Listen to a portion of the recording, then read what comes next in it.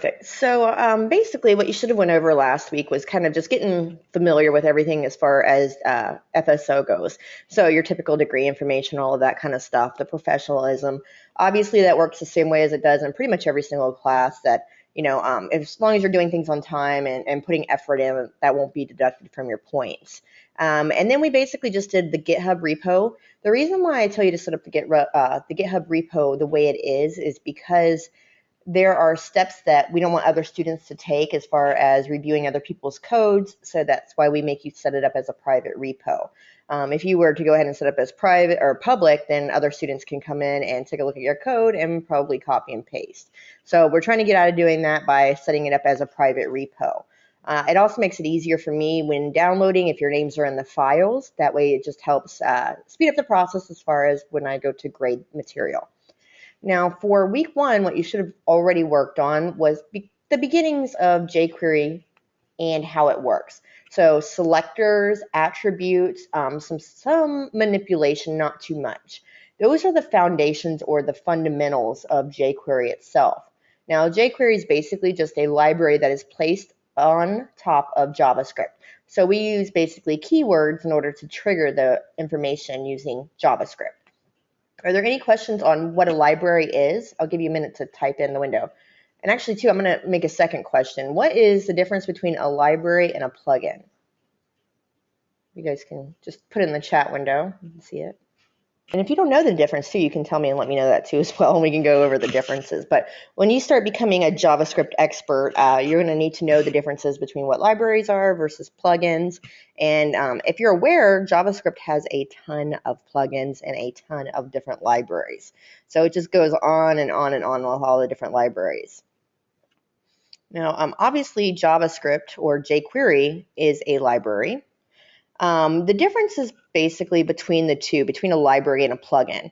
A plugin is kind of like a snippet of information or a snippet of code. So it's a small piece of coded material versus a library. A library is a bunch of those snippets put together, and they call it a library. So basically a plugin's a smaller piece of code that will run something maybe like an accordion or maybe a tooltip, where the library would be a bunch of those put together and they make a library or a collection. So what jQuery is a collection of that material. So we can make tooltips, we can make hover effects, we can make click effects, things like that. So that's what jQuery is. It's an actual library. There are other libraries out there like MooTools. There's just a ton of them. Yahoo Ui. That's another one that a lot of people use, but I'm sure you've heard of MooTool a lot. A lot of people will use that. Now, do you know the difference between a framework and a library? What's the difference between a framework and a library? And if you don't know, that's fine to put on there as well. Well, let's say, for instance, a framework has different meanings as far as you're talking about. If you're talking about a front-end framework, or if you're talking about a JavaScript framework, or you may be talking about some kind of back-end framework. So typically what frameworks are things like Bootstrap, and that's a mobile, or Foundation. For JavaScript, we also have what we call frameworks. The frameworks are basically, it's hard to explain, but it's like a shell that you can trigger pieces of information, and it's supposed to make the coding process go quicker. So the framework is not to be confused with a library. They are two different things. A framework, for instance, would be like the next one you guys are going to learn. Which is the next one you're going to learn? Hold on one second. Like Ember.js, that is a framework. Backbone's a framework. The other one that you guys are going to go into next, which I'm actually teaching and I can't think of the name right now. It starts with an R. Oh my goodness, brain flub right there. But that's another framework, and I'll think about it as we keep talking. But anyways, so frameworks are basically shells that you can throw libraries into, and it's just supposed to speed up the process by not making you repeat steps or not making you type out additional code that you don't need. So I just want you to be aware going forward. I know that a lot of you don't have a lot of programming experience right now, but there are differences between what a framework is, what a library is, and then also what a plugin is. So yes, Bootstrap is a framework. Foundations is a framework. Those are both HTML, CSS frameworks. Now you also have frameworks for JavaScript. So like I said, for JavaScript, and a reason why we do frameworks also is for templating purposes. Let's say, for instance, we had something that we wanted to template, like our header or our footer. and we wanted to put that on every single page. Well, by having the ability to have a framework, that helps us out to do that. Now, for this individual class, we're not going to actually be using any frameworks. We're just going to be using the jQuery library itself, and then also some plugins, some jQuery plugins that go along with it. So just smaller pieces of code. So really, that's kind of what I wanted to go over. A lot of students at this point, because they're so new in the program, they don't understand the differences between basically the three, the frameworks, the libraries, and the plugins. Does that help clear up a lot of that confusion?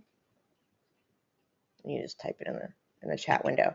Good. Okay. So basically, in a nutshell, what you guys are going to be working on for this week, and I'm going to go through the best way. There's so many or so much resources out there as far as jQuery goes that one of my the main ones that I like to use, along with the book, there should be a book link in the course resources. It's called jQuery Novice to Ninja. The reason why I picked that book is because it's kind of small, and for this class, it's a month long. So you guys really don't have the in-depth knowledge to go through a very, very large book. However, it's a nice little read. So if you guys do have time, I do highly suggest you throwing in like an hour or two reading those books. It will help you out. I believe, like I said, it is in the course resources. With that being said, I find this cheat sheet is the best way to break up jQuery in a nutshell. The first things that we always do with jQuery is we use a thing called selectors. So our first part of our actual coding, anytime we do a jQuery call or a procedure in jQuery, we're going to start off using a selector. So you can always come here to the left, and if you're unfamiliar with what certain selectors are, you can always just come in here. But for the majority, all the selectors are going to be is normally an ID, a class, or an element. And then we may throw some additional filtering options on top of that. So if we wanted to filter like a hover on every other row or just the first rows or the even rows, it kind of throws back like with your CSS. And I do want you to know that CSS does sometimes cause conflict with the jQuery. So when I say the reason why I don't like you to use frameworks in this class is because a lot of those frameworks come with pre-built CSS that will cause it to conflict with what you're writing in this class. So until you get more of the hang of how jQuery works by itself, that's why I don't recommend using a framework. Once you're familiar with how jQuery works, you can use any framework really that you want to, or no framework at all. I'm one of those people that tend to not use a lot of frameworks. I don't like to bloat my code a lot. I don't like it to be heavy. So with that being said, I kind of just use straight code, and then I'll come in here and add my selectors. So for last week, what you were working on with watching all the Linda videos should have been something like the selectors, the attributes, and the manipulation. So after the selector, what you're going to have is a method. So everything following it would be a dot method. And whatever that method happens to be is what you would use in this section here. So now that we're in week 2, you should be concentrating more on the traversing, the events, and the effects. For week 3, we actually get into the Ajax and talk a little bit more about the core. So for this week right now, what you really should be studying just to kind of help you out would be more of the traversing, the events, and the effects. Now, the events and the effects have a lot to do with mouse clicks and hover effects and fading in and out, doing some type of animation, which leads us into the projects for this week. Now, I do normally go over some of the code. I'm not going to go through all of it because I like to keep you on an hour, and especially if there's only 2 of you here. There's not as much conversation going on, so it makes it for longer for you guys to tune in. So I just want you to ask any questions at any point in time. Always put it in the chat window, and if you need me to slow down, just go ahead and put that in the window as well. Okay, so for this week, you're basically continuing on with the activity. The activity is just to go through and your tryjquery.com. And the reason why I use tryjquery.com is because it's really hard to give you examples without having the HTML and the CSS already there for you. With the introduction with how this works, it actually makes it really easy. It provides all the HTML, all the CSS already done, and you just need to go in there and add how to make certain manipulations or filtering work with jQuery. So that's why I say make sure that you're signed on as far as this activity goes for this week. Sign on, that way your points will register and can continue to add on. Otherwise, some students forget to actually sign in, and then it doesn't really count against them as long as they let me know, but some students do forget that. So I do like to remind you, go ahead and make sure you're logged on before you do that. That is the activity. Once again, it has nothing to do with your project. So for the project for this week, it's actually going to be what we call animation. And I'm not going to actually go through and show you, but that's all that's going to be required. So you should be working on the same files that you had from last week. Oh yeah, one thing I almost forgot. This week, is not going to be MAMP, so it's going to be easier. Has anybody worked with MAMP before? M-A-M-P, MAMP. Nope. Okay, and I get that a lot because right now you're kind of in the in-between phase. This is kind of what I tell people. You're at the last part that you can get to before you go into back end. So jQuery uses a method called Ajax that talks to the server and stores information in the database. So that's what we're going to be working on for next week.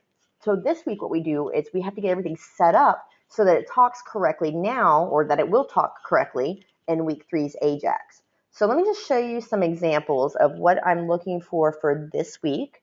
And I'm just going to put it right here for right now. So right now what you should have is your basic pages, your index.html page. And just in case there's any confusion, I do want to clear this up in the video. Let me move this over just a little bit.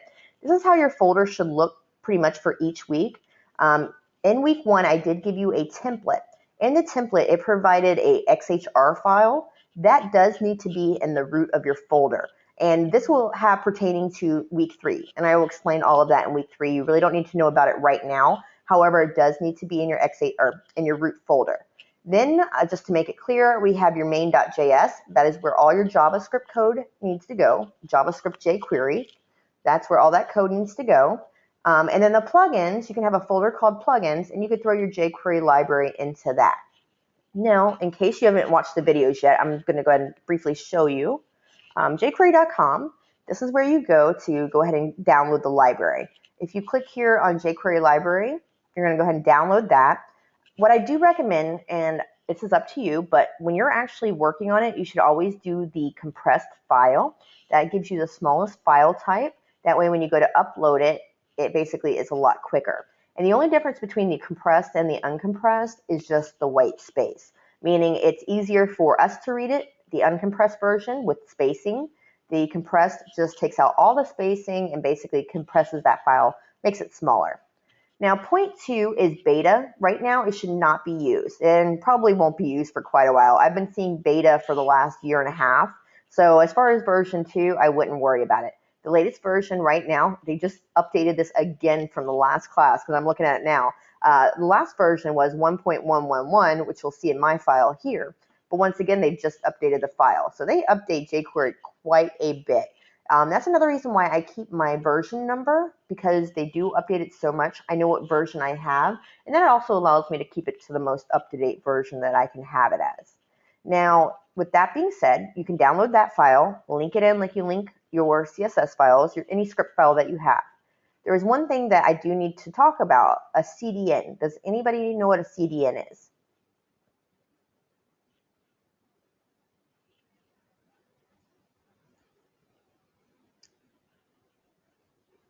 Okay. Basically, if you needed to, you can always click on here. It's Content Delivery Network. To make it into short, let me just explain to you briefly what it is. It's nothing more than the library itself, the jQuery library, being hosted on somebody else's server. So this CDN is the library being hosted on the jQuery server itself, their company. So what happens is it basically speeds up the process. If the end user or the client has already accessed this jQuery library, it will speed up the procedure or the actual download of the library itself. So there is a CDN for jQuery on the website. You just copy this actual link. You don't need the second one. You would copy the first one in and put that in the bottom of your script. I'm going to show you right here. So now my font's a little small. I'll have to actually bring that up a little bit. Hold on one second. I didn't realize it was that small.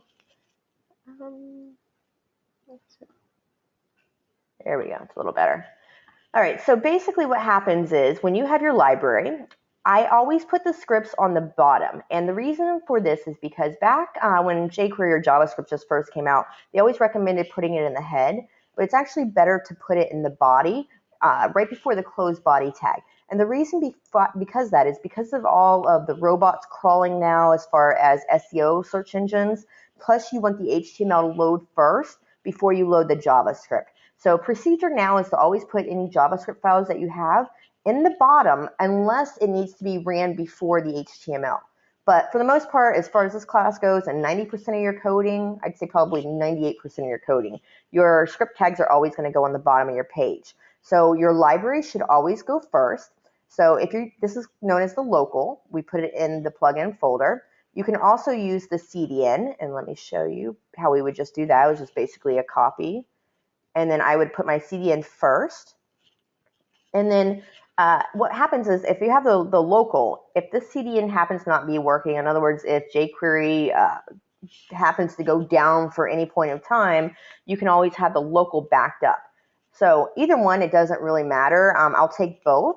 So the CDN, then the local, and then you're going to have your main.js, because we need to make sure that the jQuery library loads first and then the main.js loads second. Okay, so that's important. Make sure your library loads first, and then make sure that your main.js file is going to load second. And that should be on the bottom of every single page. So that, in other words, that should be on the bottom of your index page, the bottom of your register page, and the bottom of your admin page. Are there any questions on that so far?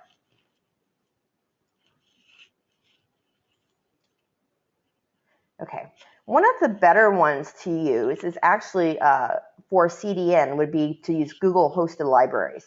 Now, everybody and their brother has used Google at one point in time. So the reason why I say that is because Google has all of the libraries that most everybody use. So you can see here we have Angular. That's the other one. That's the framework I was telling you about. You're going to learn Angular later, but that's another framework. So they have the CDN for Angular. They have Jquery, Jquery Mobile. Do not get Jquery confused with Jquery Mobile. They are two separate libraries. The same thing with Jquery Ui. That is another library that you're going to be using in week 4, and it's going to make it really easy. So we're not actually going to use that until week 4. But MooTool, Prototype, Scriptulicious, those are all libraries that have CDNs that are hosted by Google. So we're going to use Jquery. Just click on the Jquery link itself, and then this is the actual CDN for the Jquery library. And you can see here that they actually already have it up to dated to the new version of 0.2. So from basically 2 weeks ago, they've updated it already. So you can just take that code and paste it over the Jquery code, which would be just something like this. So it doesn't matter which one you actually use as long as you have one of them in there. But like I did say, everybody does have Google and use Google a lot. So as far as that works, it's up to you which one you actually use. So with that being said, I'm just trying to think of everything that I need to go over with as far as getting Jquery linked. Are there any questions on how to link Jquery in your files? Any procedural part as far as what I just went over that you might have any questions about? No? Okay, perfect. Okay, so I did want to go over some things with you just in case. A lot of students do get confused, and I'm going to show you what's going to happen with the preview. Let me get my trash out of there. So enough about CDNs and libraries. We're good there. Back to my cheat sheet. Now, what my cheat sheet does is if you have something that you're working on for this week, and we're going to say, let's use a selector, and you need an example of this. That's what's great about this cheat sheet is that you can come in here. Let me just pick one, for instance, like the sliding. If I click slide down, it's going to redirect me to the Jquery website. What students need to understand is each library has something called documentation. It's always called API documentation. No matter what library you use, Angular, Ember, frameworks, Bootstrap, any library will have a documentation page. This is what shows you everything of how to write it and how it goes. So what you should be looking for is something that says AP documentation on whatever library you're using. And here you can see that on the left, it basically gives you everything that's on the cheat sheet, but it's in a different order. That's why I say go by the cheat sheet. It's actually easier to use.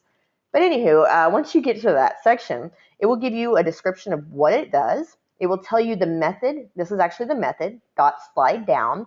And then these are the properties that could be entered into that method. So depending on how far in grasp you want to go, a duration could be added, so that means time, and then what happens after it's been completed. So I know you guys are probably a little rusty on your actual JavaScript. It's been a little while. Can you write down there, are you guys good with JavaScript, or you feel like you haven't had it in a little bit?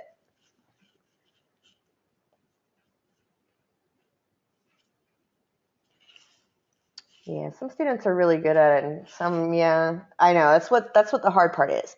So if when you get confused about where a semicolon or a closed bracket goes, what I can tell you, the easiest way to do it is to come back in and look at JavaScript objects, okay? Because this is going to help you out the most. Now everybody's like, what's an object? You're going to hear all of this when it talks. It's very, very simple. An object, all an object is you're declaring a variable, you're giving some variable a name, and then you're going to have some kind of information, some parameters that go into that. So you'll have your curly braces followed with a semicolon. So when we're using jQuery, when you notice all of the punctuation as far as the curly braces and the semicolons, that falls back on the JavaScript itself.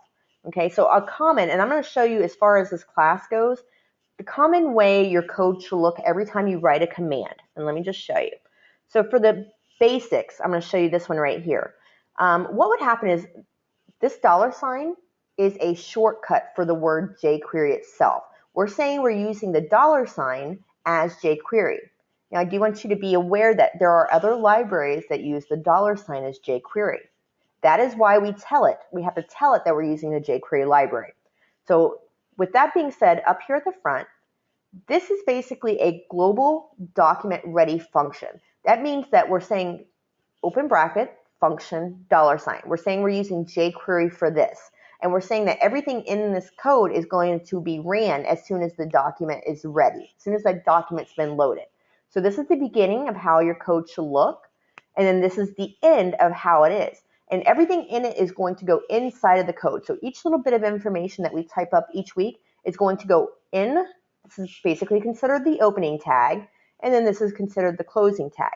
That way we don't have to do a document.ready every time. I know that you guys have probably been watching videos and you'll see something that looks like this, a $, document.ready, and then function, and then something like that. But what happens is with what we did here with the line 1 and the last line, you don't need that document.ready. It's saying document is ready and then everything else is going to go inside of it. So going back on our JavaScript, let me explain something a little bit further to you. Like I said, so this is a shortcut for the word jQuery. In these parentheses, so we're always going to have next. Anytime that we do a jQuery function, it's always going to start off with our selector. So you guys can remember, this is always going to start off the same way. Whatever that selector is up to you, but that's where our jQuery is going to start. So no matter what, this is always going to be our selector. So we're just using the class of myStatus. Now that class is the same as it would work in CSS. There is no difference. You can have a CSS class, you can have an ID, or you can have an element, okay? So this is what's known as the selector. The next part of this, it's always followed up by a period. So then you have your period, and then .mouse over. That is a method. If we were to go back to our actual, oops, wrong button here, let me close that. If we were going to go back to the cheat sheet here, you can see which one was that, mouse over. So it's an effect or an event. Let's see here, mouse over, right here. So if I were to click on that, it will give you how, what the method is and then what can go in it. So there's basically what's going to always go in it is some kind of function or action. We're going to start it off by saying, hey, we're going to use this class of myStatus. Then when we mouse over it, we're going to go into a function. This function falls back once again on your JavaScript. So it's always going to be function. It can either be a anonymous function or it can be an object within the function. So remember the object is just what I showed you. It was the curly braces, semicolon in JavaScript. So once we do that, you're going to go into your function, and then this is what we're basically telling it to do. We're going to say that every time, and you'll see the word this falls back once again on JavaScript, and we use it a lot in jQuery too. And it's just to talk about the same object. So when we're saying every time that we mouse over something that has a class of myStatus, we're going to fade it. The first one here in this parameter is actually the duration. So it's the time in milliseconds. And then the .3 is actually the transparency. So we're going to say that we're going to make it transparent.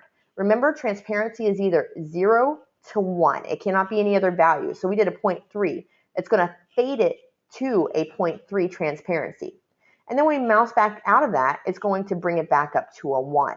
So that means it's going to bring it back up to the full color. Now, is there any questions on that? I kind of just wanted to give you the breakdown of what it actually looks like as a jQuery method. That in a nutshell is a jQuery method. Now, as we go through this class, it's going to actually get more and more advanced, but typically speaking, it's about 2 or 3 lines. So once again, we open our curly brace here, we close our curly brace, close our parenthesis because it's open here, and then close our semicolon. Anytime we have a semicolon at the end, remember that closes our statement in JavaScript and says that we no longer want this to run. We're stopping it right here. And then that's kind of the gist of how the punctuation and the semicolons work.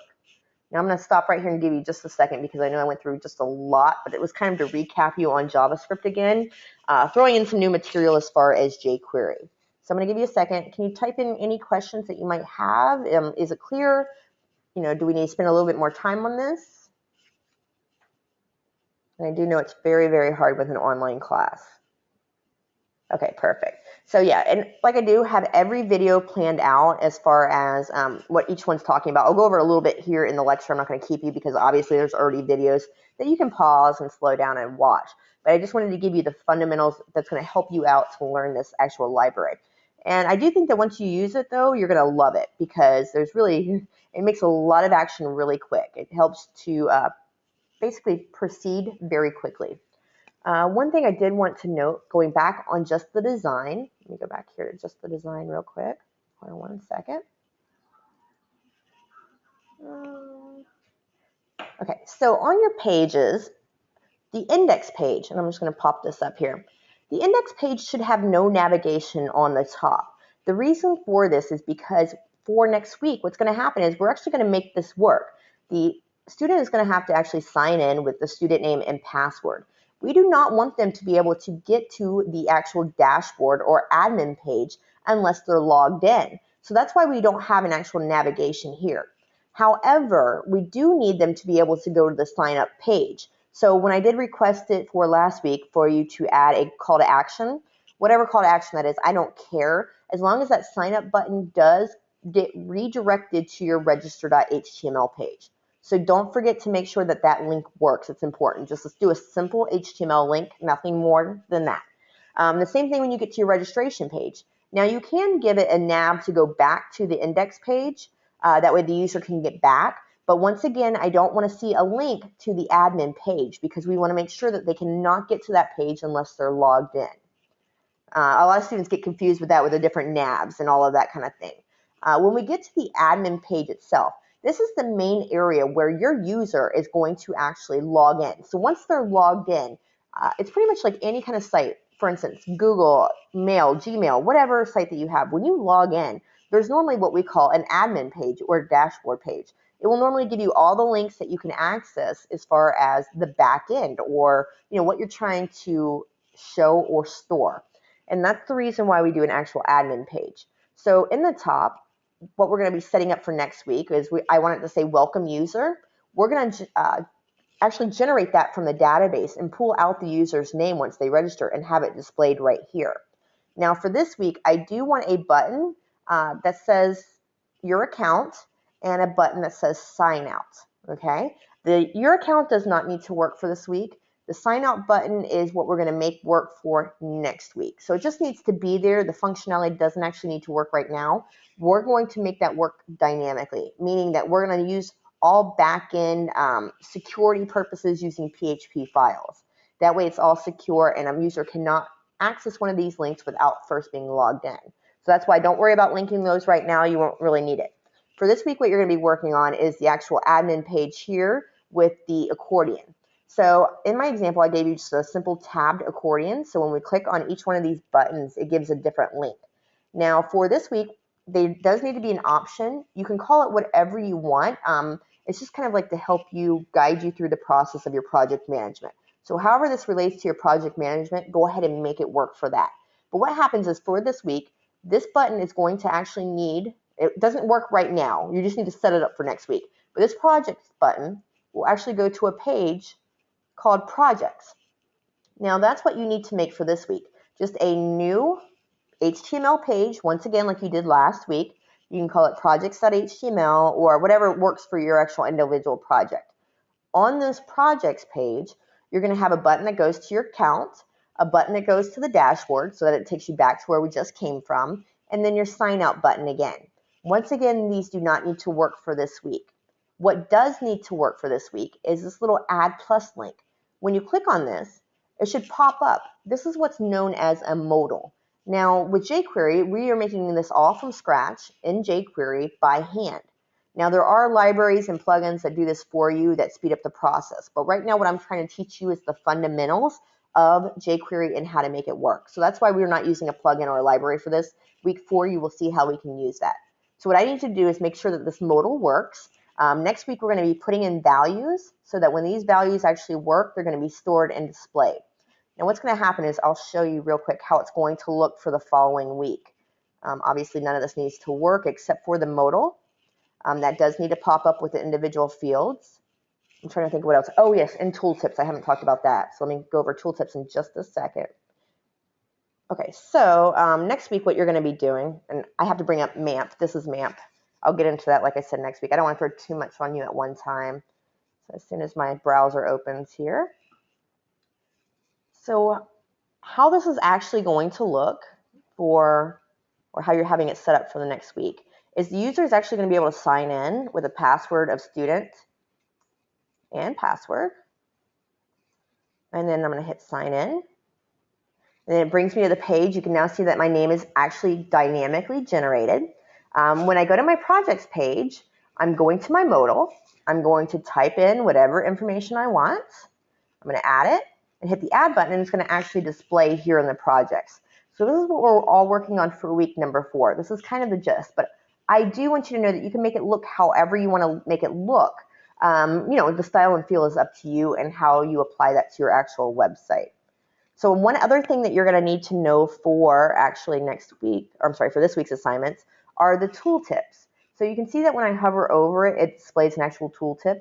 I do know that you can do this in CSS. I do know that you can do it in HTML. I know there's just different ways to do it, but I do want you to learn how to do it in jQuery itself. So the video will help you learn how to do that. It does need to have tooltips on just your index and your register page, so you can see how it pops up as well. All right, are there any questions on any of that as far as assignments for week 2 goes and what is due?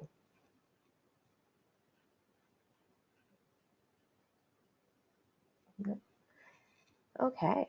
All right, I am going to show you one bit of code before we go, just so that I can give you a rundown in case there's any questions as far as formatting goes or procedure speaking. Let me just pull this up real quick. What's a good one to go over? To me, the modal, believe it or not, is actually the easiest to do. I think the tooltip's a little hard to understand, but so maybe I'll just go over the tooltip real quick. So let me just explain to you the code. What happens is you should have your source code. Let me just bring up the index page because that's going to be the easiest one.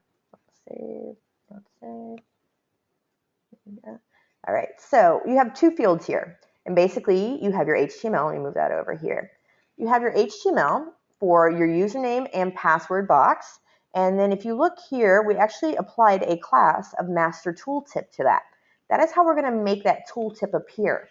And then here we're using some attributes, some HTML attributes called title. Now, I'm sure you're familiar with this from your HTML class. So this is known as an attribute. The attribute of title is what we're going to call or trigger in our CSS. Our CSS and our jQuery information. So what's in the title is what's going to be displayed when that user hovers over. So here it's like enter a username or enter a password. That's all that you need to do as far as the HTML is considered. For your CSS, I do want it all on a style sheet. I'm going to show you don't forget to always have the library at the bottom with your main following. And then the style for it, the style sheet, for the actual CSS, and I do want to make this point to you, is .tooltip. It's not .master tooltip like we had in the HTML. You see how we said class of master tooltip? We're actually creating a different class. It's called .tooltip. Here we're going to have display none. That way it's always hidden until we use jQuery to trigger it. Until we tell jQuery to call this action, it's going to be hidden. And then basically we're just saying an absolute positioning, color, and border radius and font color. Nothing more to it. And then we go to our actual main.js file, which is where we're going to add the code. Now, when I code it, I like to put like big kind of comments out. It just keeps it easy to be separated. If you look at my week 4 file, there's going to be like hundreds of lines of code. Let me just see what, I'm going to show you guys what you're getting into for week 4. Hold on one second. So week 4, I'm just going to show you my main.js page. So by the end of week 4, I have something in the upwards of, let's see, about 600 lines of code. So towards the end, you really want that commenting in there to help you out and to kind of keep it separate. So we went ahead and started. We're going to go ahead and start making our tooltip. It always starts with our selector. Now, this selector name can be anything. It doesn't have to be in relation to a CSS style that you already had, or it can. It's up to you. Right now, you notice that we have nothing styled as far as CSS that says master tooltip. There's nothing in there as far as styling goes. We're just using it as a selector. And then we're going to say .hover. So anytime our mouse hovers over it, we're going to look for that variable of title or that attribute of title, and then we're going to remove whatever it is and replace it with this selector. Okay, so we're saying we're going to take whatever that default action is and replace it with what we want it to do. So here we're taking a selector once again, and in the selector we're going to add a paragraph with a class of tooltip. Remember, I was telling you earlier, that's where the CSS is going to come into effect. So we're saying that anything that has the attribute, we're going to use a paragraph and add a class of tooltip to that. Okay, and then we're going to append that in slow. Okay, so we're basically, anytime we fade something in, it's going to fade that tooltip attribute in slowly. And then we're going to do the same thing and just remove it. The next step here, .mouse move, is just in relation to where our mouse is. So we're going to create 2 variables. And in the variable, this is page X and page Y. Notice my X and Y are capital. That's because these are default terms. These are default methods. If you were to go back to your cheat sheet, let me go back to the cheat sheet, you can see here that we have them right here. So we have event page X and event page Y. So if you're unfamiliar with that, get a little bit more familiar. But basically, it's just saying horizontal and vertical. So we're going to say that we're going to add 20 px. If you do not see a px or a percentage or an em behind it, it always defaults to pixels. So we're going to say add 20 pixels to the left edge, add 10 to the top of the document. So basically, or to the top of the mouse position. So what it's saying is that it's going to drop down a little and to the right of your mouse position and follow it until you fade out of that. So this one to me is the hardest to understand just because there's a lot of actions going on with the variable of title and attribute. Once you get past that, though, you'll always see that this is always followed up by some kind of method. So these dots are methods. Anytime you have a question, go back to your jQuery cheat sheet and look up that method. It's going to help you out. It'll tell you all the parameters that you can actually place within that function. Okay, so are there any questions on that?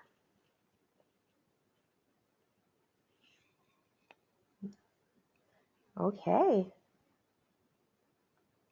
All right, so that's basically it for that. Now, you do get any extra credit for anything that you want to try to do on your own, meaning little things. They don't have to be very big things. For instance, if you clicked on a box and you wanted a box to expand a little bit, or I'm just trying to think of something.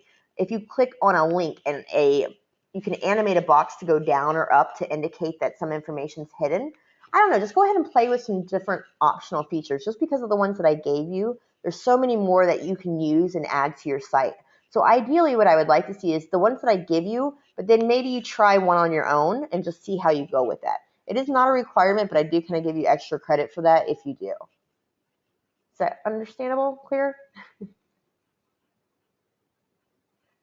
All right, guys, I am available. I haven't had my IM on for some reason. I guess I forgot to turn it on, but I am normally on IM a lot. Sometimes you will see me offline. That doesn't necessarily mean that I'm offline. Sometimes I just have it hidden, so I'm grading or getting things done. But always feel free to IM me. I check it all the time. I also check my email at least once or twice a day on average, so I'm always here to help you. So if you get hung up, rule of thumb is try it 3 times, okay?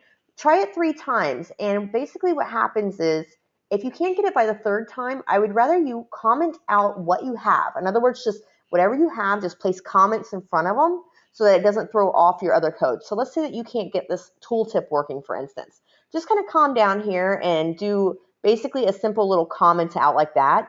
Because that way, when I get your file, I can go through and see where the error is, and then I won't take off that many points. If it's a small typo error or something else like that, I tend to take off 2 points versus not seeing at all, which then I would take away 10. So I do know this is coding, and some people do get stuck on certain areas. So like I said, I'd rather see the code, find the error for you and tell you that it's on so-and-so line than to not see it at all, or to tell me that you got stuck somewhere and you can't move on.